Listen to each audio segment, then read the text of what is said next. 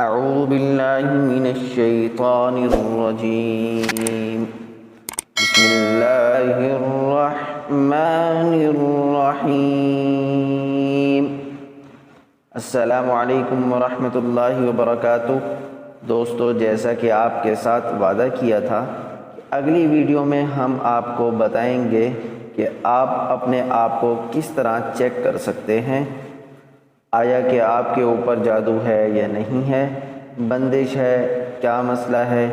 آپ کے ساتھ یہ سب کچھ انشاءاللہ آگے ویڈیو میں ہم آپ کو سکھائیں گے انشاءاللہ العزیز۔ آج ہم آپ کو 2 طریقے سکھائیں گے کہ آپ پر جادو ہے نہیں ہے، بندش ہے نہیں ہے، سحر ہے یا نہیں ہے۔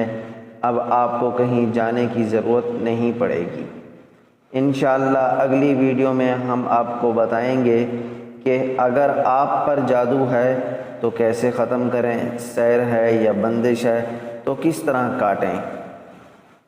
اگر آپ نے میرے چینل کو ابھی تک سبسکرائب نہیں کیا تو دیر نہ کریں، جلدی سے میرے چینل کو سبسکرائب کریں، ویڈیو کو لائک کریں، شیئر کریں، کمنٹس کریں اور بیل کے بٹن کو ضرور دبائیں تاکہ ہر نئی آنے والی ویڈیو ملے آپ کو سب سے پہلے۔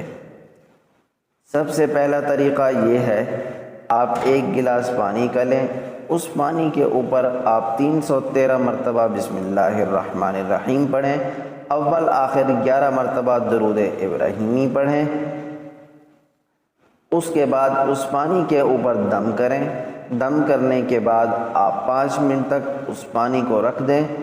تھوڑی دیر کے بعد سب سے پہلے آپ اس پانی کے 2 گھونٹ پی لیں۔ اگر آپ کو پانی سے بدبو آئے یا پھر کڑوا لگے تو سمجھ لو آپ کے اوپر جادو کا مسئلہ ہے، اور اگر آپ کو صرف کڑوا لگے تو آپ سمجھ لو کہ آپ کے اوپر جناتی جادو ہے۔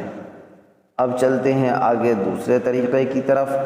پہلے طریقے سے دوسرا طریقہ تھوڑا مختلف ہے اور آسان بھی ہے۔ دوسرا طریقہ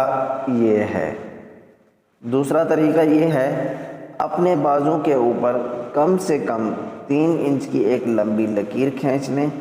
اس کے بعد اس کے اوپر 21 مرتبہ درود ابراہیمی پڑھ کر اس لکیر کے اوپر آپ دم کر دیں۔ پھر 2 منٹ آرام کر کے بیٹھ جائیں۔ 2 منٹ کے بعد اس لکیر کو ناپ لیں۔ اگر لکیر بڑی ہو جائے تو سمجھ لیں جنات کا مسئلہ ہے اور سحر کا مسئلہ ہے۔ اگر لکیر چھوٹی ہو جائے تو سمجھ لیں میرے ساتھ بندش کا مسئلہ ہے اور میرے ساتھ جادو کا مسئلہ ہے۔ مزید اچھی ویڈیو دیکھنے کے لیے میرے چینل کو سبسکرائب کریں، ویڈیو کو لائک کریں، شیئر کریں، کمنٹس کریں اور بیل کے بٹن کو ضرور دبائیں تاکہ ہر نئی آنے والی ویڈیو ملے آپ کو سب سے پہلے۔ جزاک